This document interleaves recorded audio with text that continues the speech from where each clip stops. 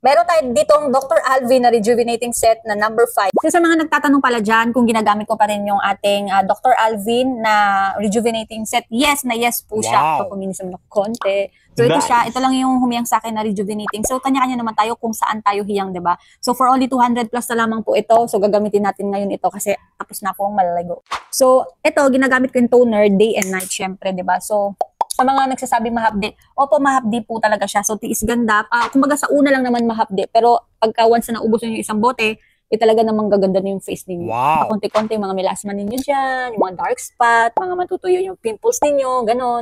So, in short, kayo ay confident na yung sunscreen na lang nilalagay ko sa mukha ko. So, before, gumagamit talaga ako ng mga foundation. So, paubos na rin, malapit na rin akong umorder nito. So, ang paglalagay ng serum natin, guys, ganito yung ano ko. Ganon ko lang. Ganon, isang patak, ganon.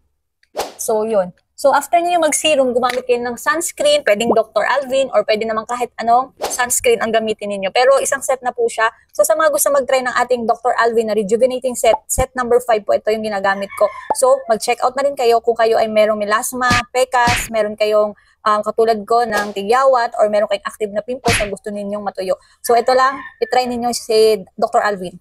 Go! Yes!